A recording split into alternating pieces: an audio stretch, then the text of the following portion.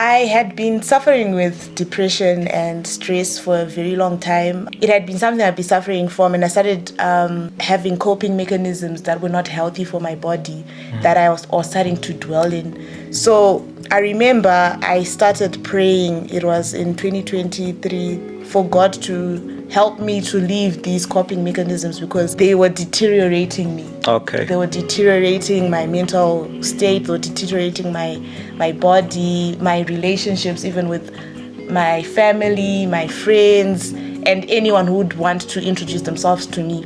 So it was something that I couldn't stop with my own ability. Oh. So I kept praying about it, and then I got pregnant. Okay. So when I got pregnant, I couldn't stop because I want to, but because there was Junior in me, I had a reason to stop. Yeah. So for me, my pregnancy journey is not only about I have a child and I can bring forth children, but it's more of a transformation where God gave me reason. You know, at the time I couldn't love myself enough, but I could love someone else enough to do it for them. So within me doing it for my baby, I gave birth. I still had the chance to go back to my coping mechanisms, but I didn't, because then when I stopped, I was able to love myself. Yeah. Sorry, I'm so sorry. Can we just pray? You are should I say a model? Yes. So you're everywhere. Yeah, I feel like for me, I'm in love with art. Like when you're someone who just enjoys art as a whole, you can fit in anywhere, you get me? Like it really started off as funny videos, as the humor, but then I would also get like people who are designers who are like, hey, can you please come wear my clothes? Or people that just have shops that have clothes. Can you please come wear my clothes so that I take pictures of you? Yeah. And then it transitioned into a model. Another person would be like, yo, I'm having a runway today. Can you just come be part of the models? And I'm like, but I can't catwalk. Then it's like, no, I'll teach you on site. So like, because of my interest in art, I find joy in actually being present in anything that has to do with art. Okay. So that's why even for music, it's something that kind of like speaks to me and I enjoy participating in it as well. I've seen you feature with Ray Vines. I've seen you feature with, in terms of acting, with Tina Boy. Yes. You do well when you're wearing, is it like a morning gown? Are you abandoning that aspect of your life of being everywhere in terms of acting, or you're just trying to evolve and make sure that you imply that also? Okay, so like, as an entity, I just feel like I host a lot of gifts. And for me, when I started content creation, it wasn't something that I started off of wanting to benefit out of it. Yeah. But it was just something that I just enjoyed doing. Like the whole idea of creating a video, laughing back at that video was something I really enjoyed. So like for me, introducing this whole spiritual journey part of my brand, it's not that I'm only going to be doing that now, but it's an addition. So you will see here and there a pop-up of a skit from me. You will see here and there pop-up of a collaboration from me. But it's just a new pasture that I'm getting into, which is my spiritual journey. You talk of your spiritual journey like that much. What made you to say, this is my final decision, I'm now following Christ like that much? I had been suffering with depression and stress for a very long time. I think from 2020 into 2024, it had been something I'd been suffering from, and I started having coping mechanisms that were not healthy for my body, that I was starting to dwell in. So I remember I started praying, it was in 2023, for God to help me to leave these coping mechanisms because they were deteriorating me. Okay. They were deteriorating my mental state, they were deteriorating my body, my relationships, even with my family, my friends, and anyone who would want to introduce themselves to me. So it was something that I couldn't stop with my own ability. Oh. So I kept praying about it, and then I got pregnant. Okay. So when I got pregnant, I couldn't stop because I want to, but because there was Junior in me, I had a reason to stop. Yeah. So for me, my pregnancy journey is not only about kuti oh nekuti I have a child and I can bring forth children, but it's more of a transformation where God gave me reason. You know, at the time I couldn't love myself enough, but I could love someone else enough to do it for them. So within me doing it for my baby, I gave birth. I still had the chance to go back to my coping mechanisms, but I didn't, because then when I stopped, I was able to love myself.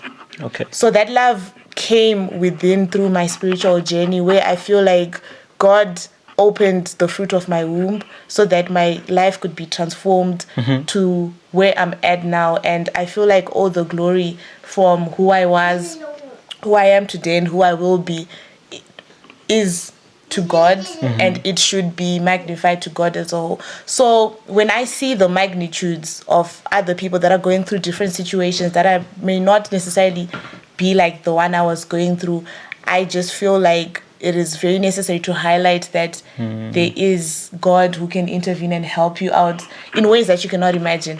I wasn't thinking that my solution was falling pregnant. I just wanted to stop. I just wanted to be a better person. But God had a whole story written for me, and He gave me something I never expected, and it transitioned my life in so many ways. For me, when I'm looking at you, I started following you 1.5 years ago. Wow, and that's a long time. Yeah. So you were doing so well on Instagram. Yeah. People were starting to know you more, like that much, and then you disappeared. Yes. Like you were not there. Yeah. What happened?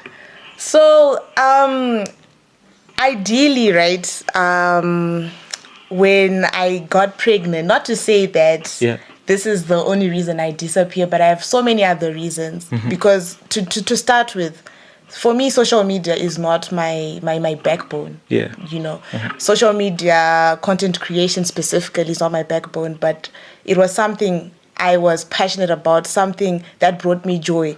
So when I post, I usually don't just post for the cause of it being a benefit to me, but I post because it brings me joy. So at the time that I was silent was most likely the time that I was pregnant. I wanted this journey to be a personal journey to me, because it was a transition that I was moving from being just a girl to being a wife, being just a girl to being a mother. So I didn't necessarily have a circle around me of people that already exist in those environments. And I felt like if it was that I publicized my marriage, or I publicized my pregnancy at the time, I didn't want unnecessary noise. When I call it noise, I don't mean that it's negative, but I just mean opinions, which can come from a friend that wishes me well, but then they're actually contributing to my stress. They're probably contributing to unnecessary situations that I don't want to hear about. So when I went silent on my social media, I really wanted to fully consume my pregnancy journey by myself, without the opinion of others, or how it should look like, or what it should be.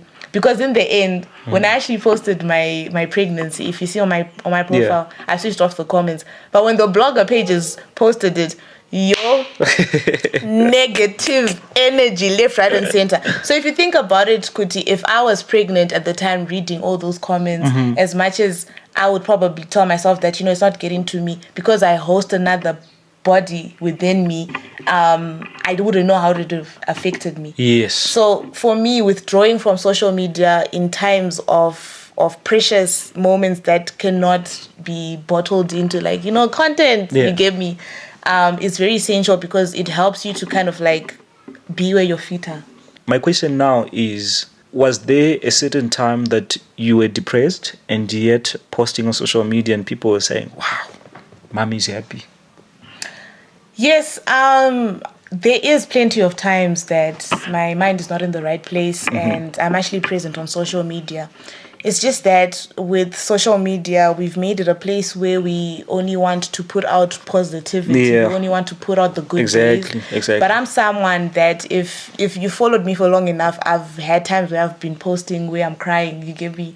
I have times where I've posted captions that are a bit offside, where you're trying to kind of picking, something is off. Because I believe that art on its own is about expression. Exactly. Social media is a platform where people put out their art, so it must not be limited to only people should see the good part about me, but we should acknowledge that there are bad days. So I will acknowledge there are some days that I had bad days. I'll probably not be able to really point out on the pictures and the videos that is this day is that day.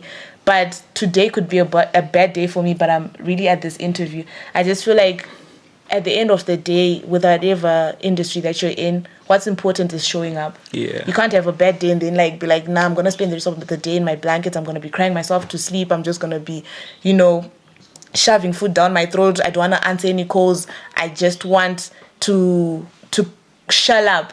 It's important to take breaks, yes, if necessary, but it mustn't be something that you find comfort in.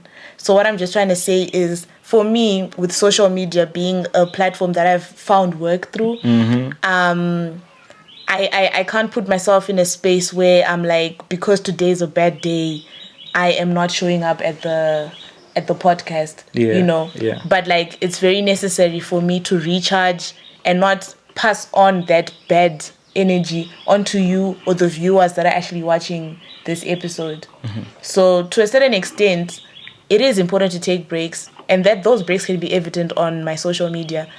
But when I'm having a bad day, I do also post, because I don't allow my bad days to hold me back. I saw you made a vlog going to London. Yes. That is to show the level that you had reached at that time in terms of content creation, because you were chosen to be part of something that was big. Like, take us through that. When you reached that level, did you ever think like, wow, this is it, and I'm not gonna stop? Yes. At the time when I reached that level, I remember sending my best friend a message. I'm like, can you imagine? I'm going to be working with Meta and my life is going to be different hence on. I'm going to live the dreams I've ever aspired. I'm going to get my dream car. Yeah. I'm going to be unstoppable. But the reality today is really that my life is not there. So like, I really feel like with that opportunity, it was a beautiful opportunity, and it wasn't my own, but it was for content creators out there to know that you can actually get to levels like this if you actually are serious about your work. But I just feel like sometimes with opportunities, we mustn't be boastful about them. We mustn't make them about ourselves or put the glory to us, but to understand that there's a higher power that is giving you the privilege to be here, and you're not standing here just to represent yourself, but to represent those that look up to you as a whole. So for me, for some people, they take that opportunity as being something that would have skyrocketed me, and I should have been at a different place today. You get me? But I'm a person that does not believe in regret, because I believe that every day that I'm living and anything that I'm doing is where I'm supposed to be and how it's supposed to be. So the goal of that time and what happened and what transpired at that time was supposed to happen the way it happened. And where I'm at today is actually bigger than I was when I was there, but according to my definition. You understand? In the sense that certain individuals may have what they desire for me, or what they felt they would have done with that opportunity. But at the end of the day, when it comes to what life gives you, so that you can be kind to yourself and kind to your mind, you have to remind yourself that it's about what you define as success, what you define as being big. And if you are living within that, then that should be something that you're content with. Do you think that when you interact with other big names out there creating content, do you ever feel or felt like I'm losing myself, I'm losing my way if I keep on interacting with these people? Oh, yes. Now I get what you're saying. Yeah. So, like, for me, right, I have this new mindset that I believe in of being modest. So I do have a couple of accounts that I actually unfollowed on my Instagram page because I thought that it no longer resonates with me, and I feel like the more that I consume that and my mind is exposed to that, I start indulging and accepting that as the norm, and I start subconsciously acting as that. So for example, right, there's some girls that are okay with posting, wearing inside garments. I don't know the Yes. appropriate word to use for that. They're okay with posting with their private parts a bit exposed, etc. It's good for them, but I just feel like as a personal entity with what I want my mind to be exposed to, the cleanliness I need in my mind. I just felt like I didn't want my timeline to be filled with such information. Yeah. I wanted my timeline to be filled with things that I can get some inspiration from. So yeah, of course, social media is something that is like a free access to everyone, and people can express themselves in ways that they want. But I just feel like it's not a matter of me taking myself as the judge of condemning people that stop this, stop that. But like the ability that I have on my account to mute accounts, to block accounts, to unfollow accounts is something I can use in my power to just remove that from my exposure. Okay. For the necessity of my mental growth, my spiritual growth, and what I feel adds value to me. When I'm looking at you, it seems like you now understand and you have grasped the concept of having God in your marriage and how important it is. What made you to make that decision? Because at the end of the day, not a lot of people have that exposure of getting into marriage and really understanding the importance of God. Yeah. What pushed you to make that decision? Yeah. So ideally, I'm a pastor's kid. So I grew up in a home where my mom is a woman of God, and everything that we did was inclined towards God and our spiritual lives. So getting into the whole environment of marriage, it's something that to some extent I had been exposed to the principles that are necessary for it. So if you look at Ephesians 5 verse 33, it talks about how women should submit to their husbands and how husbands should love their wives. So with that being said, when it comes to marriage and you have God in it, there's certain situations and scenarios that you see, these are now beyond the physical me and my husband, and these need some sort of spiritual stand up, some sort of spiritual anchoring for us to fight this. Because when you look at the idea of a marriage, it's two, and the Bible says where there's unity, God commands a blessing. So the devil came to kill, steal, and to destroy. He's going to do everything in his power to come and stand in the middle of that entity. So it's very necessary for us to be able to fight against the devil, but we can't fight against the devil physically. For our battles are not carnal, they're spiritual. So when it comes to marriage, it's a thing of understanding that how best can I navigate whatever situation that you guys may be going through, even if it's on good days, just having gratitude and thanking God that you guys are having these good days. Yeah. But otherwise, you have to acknowledge that our marriage, not everyone is happy that we are like this, and the devil can come through different means, can come through family, can come through friends, Yes. to come and destroy. So you can't go and confront all those friends, all those, because it will bring you stress, honestly, like continuously talking to friends saying, hey, why are you doing this? Hey, why are you doing that? But like, at least if you fight your battles spiritually, God is going to intervene, and somehow, somewhere you just see, there's some sort of protection that governs your marriage, and things will go a bit smoother when God is your compass. Okay. Looking at young people, I know that you were once a girl, I would say a young lady, before you get married.